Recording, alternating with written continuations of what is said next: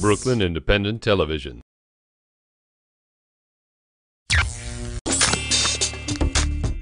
For folks who thrive for a one-of-a-kind find to complete their look, it's time to take your treasure-seeking skills to the next level.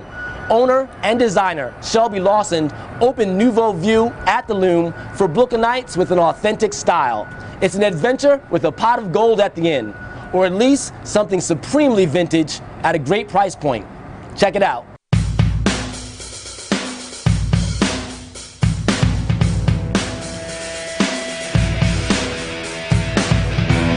Hi, I'm Shelby Lawson. We're at 106 Thames Street. We're at my shop, Nouveau Vieux Vintage in Bushwick, Brooklyn, and I'm going to give you a tour of my store. I have a lot of crazy stuff in here. Like these, I believe, are technically Zubas. If you remember the movie Napoleon Dynamite and the roundhouse kick thing, you know, I feel like it could work for young hipsters everywhere.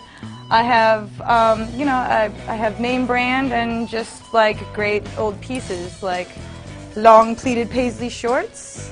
And then I have like this amazing leather skirt, which I did not realize was Valentino until I got it back into the shop. This nightie is like 1950s, I would say 1950s, 60s. And it always reminds me of that scene in Grease where they're all having like the slumber party, curlers in their hair. The name Nouveau Vieux is French for new old. I don't know why I picked French exactly, but I did study French in high school, and the name and the look of it just looked beautiful together, and it also was very explanatory of like what I do. All my handmade jewelry is made out of something else. I like to wear vintage like it's new clothes. I feel like a lot of fashion, like very current fashion, is all throwback, recreated, restyled, vintage clothes, and I, you know, really strive to show people that you can go and spend 20 bucks on a pair of pants and it can look just like Celine, you know? I want to show that you can make, like, you don't have to spend money to look good. And back here I got a nice polka dot shirt.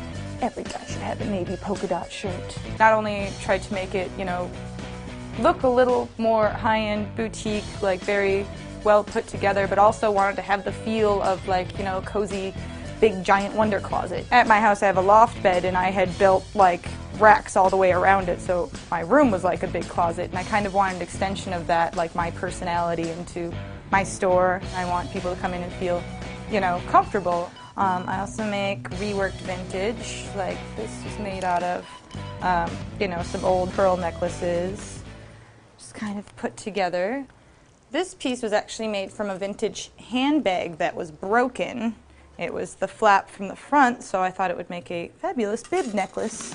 Started doing consignment with the old store. I also was, you know, I was a dog walker, and I had dabbled with, you know, starting my own company. I always needed like side money, and so that's how I decided to open the Etsy shop. It was, you know, extra money, and, you know, kind of really wanted to get back into being creative and, you know, making art, and I consider my art my jewelry.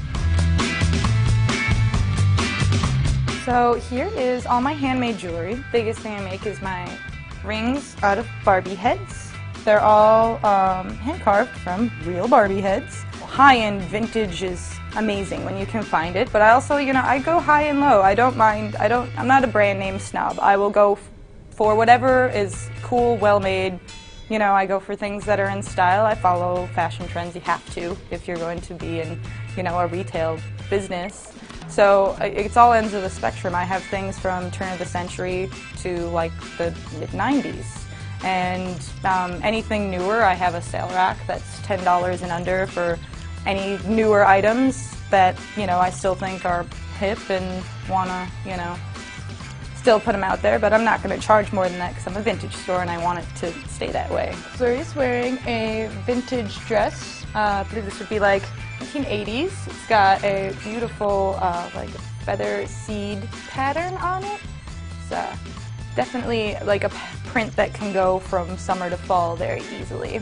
Now Chris is wearing a classic men's corduroy jacket with a you know, vintage hat, sort of Indiana Jones-esque, I would say. They're really fantastic. Let's see how awkward I can make this look with my thing, but it goes like this. But you can see it's like a nice little sexy utility leather belt.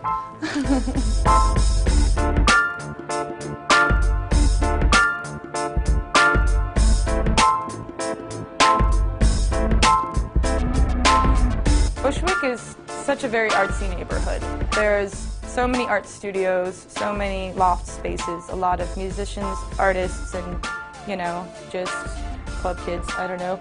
But, you know, it's a very big mix, but then there's also, like, people that have, like, lived here forever. And, you know, I think there's a very good median going on, and I hope that it continues to, like, develop in a way that's just really good for everyone. It seems like there's, you know, things get weird when neighborhoods get gentrified. There's definitely a lot of push and pull, but I feel like this neighborhood's like perfect for it since it's so like industrial. You know, you're not pushing people out to move in, and I think that's really important when you're thinking about, like, you know, jumping into a neighborhood that's newly growing.